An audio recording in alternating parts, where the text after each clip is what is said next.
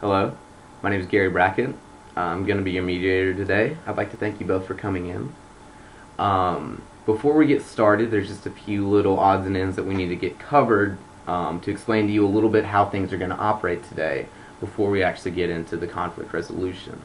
I promise this is the most I'm going to be speaking throughout the entire process, so don't worry. I'm here to listen, not to speak. Before we get started, to give you a little information about what mediation is, I'm going to be essentially listening to you. You two are going to be talking to me directly, and I'm going to be listening to the problem, and I'm going to try and help you two solve the problem. I'm not going to make any recommendations on my own. I'm not going to force anything upon you. And if you don't reach an agreement, that's perfectly acceptable. You're free to pursue other means of conflict resolution.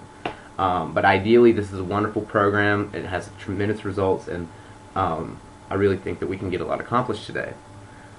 So just to reiterate, my name is Gary Brackett, and I am qualified to be a mediator by the North Carolina system. Now,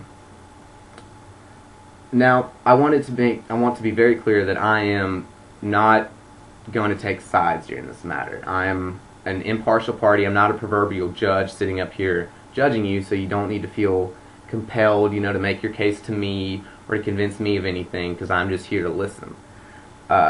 Now I'm going to attempt to give you both equal opportunities to speak and equal interest, and if at any time you feel like I am being impartial for whatever reason, please just let me know, and we'll go ahead and reschedule you for another appointment, and we'll get another mediator. And if there's any reason that you don't want me to mediate this case, we can go ahead and do that now. Do either of you have any concerns about me mediating today?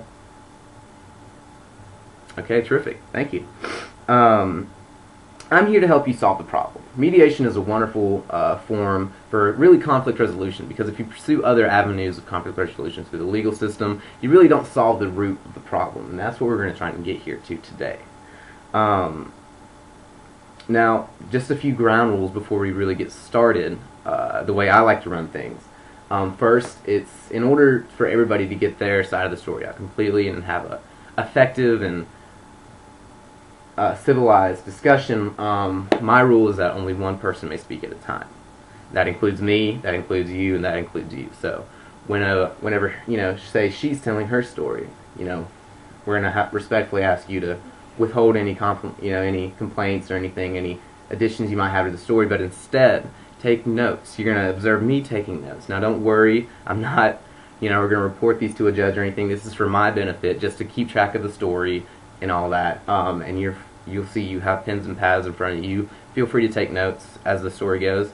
And if at any point during the other party's recant of the tale, feel free to take notes if you take issue with it, so that way you don't interrupt them. And then at the end of the story, when they're done speaking, just raise the point. Each of you will get a chance to talk about the situation from your perspective and the issues that are most important to you.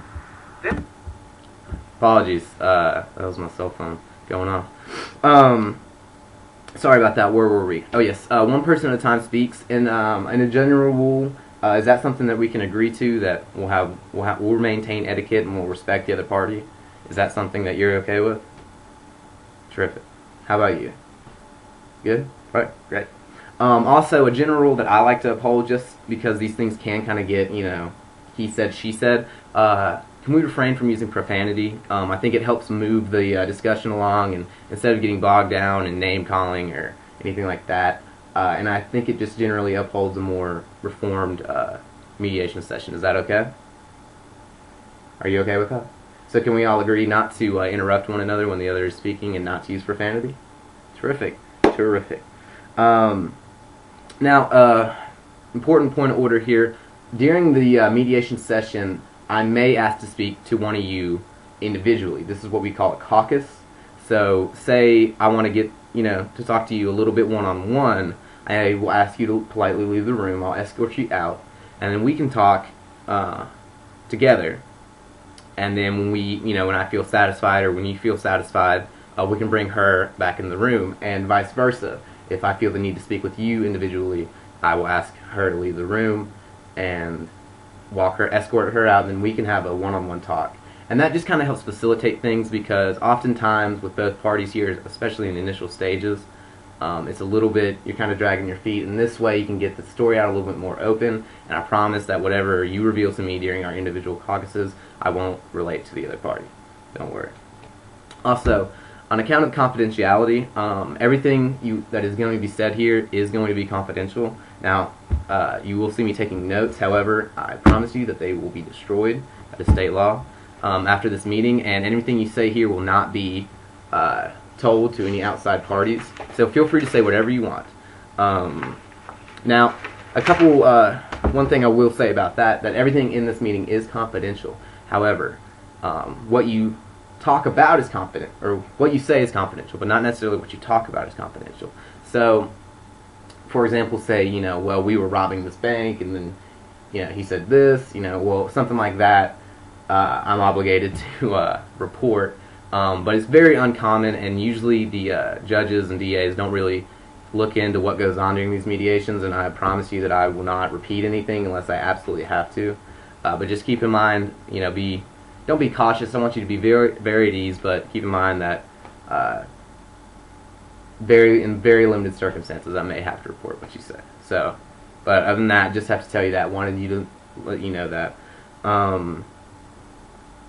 So I want you to feel free and safe and comfortable, and I promise after this point you won't have to hear me talk anymore. So if all that's underway, do we have any questions before we begin? No? No?